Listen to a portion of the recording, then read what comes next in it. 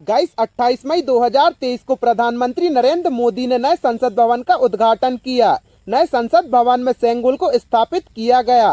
खुद केंद्रीय गृह मंत्री अमित शाह ने इस बारे में जानकारी दी। तमिलनाडु से आए विद्वानों द्वारा सेंगोल पीएम को दिया गया, फिर संसद में ये परमानेंट स्थापित किया गया। नए संसद भवन में स्पीकर की कुर्सी के पास इसे रखा गया। ऐसे में आइए जानते हैं क्या है सेंगोल और क्यों ये इतना महत्व रखता है। सेंगोल तमिल भाषा का शब्द है। इसका अर्थ है संपदा से संपन्न। सेंगोल जिसको प्राप्त होता है उससे निष्पक्ष और न्यायपूर्ण शासन की उम्मीद की जाती है।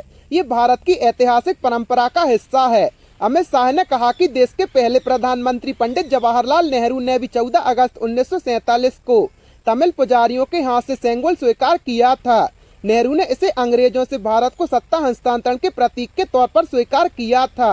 बाद में इसे नेहरू ने एक म्यूजियम में रख दिया था और तब से ये सेंगोल म्यूजियम में भी रखा था। अमित शाह ने दावा किया कि आजादी के समय जब पंडित नेहरू जी से पूछा गया कि सत्ता हस्तांतरण के दौरान क्या आयोजन होना चाहिए, नेहरू जी ने अपने सहयोगियों से चर्चा की। तब सी गोपालचारी ने ग्रंथों का अध्ययन कर सेंगोल की प्रक्रिया को चिन्हित किया।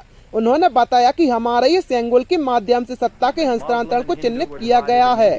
सेंगोल 8वीं शताब्दी से चली आ रही सभ्यगत प्रथा है।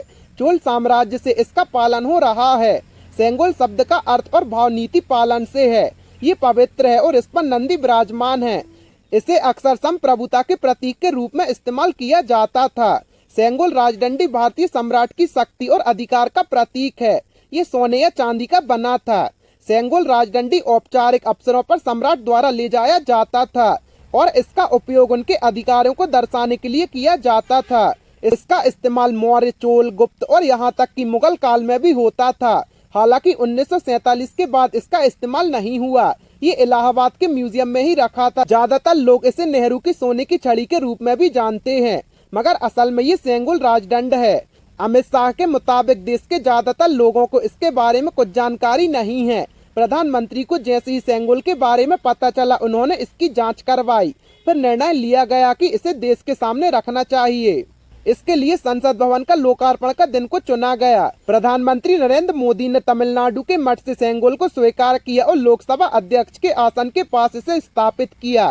गाइस, आपको सेंगोल के इतिहास के बारे में जानकर कैसा लगा हमें कमेंट सेक्शन में जरूर बताएं और ऐसे ही अमेजिंग फैक्ट्स के लिए अपने चैनल को सब्सक्राइब करें।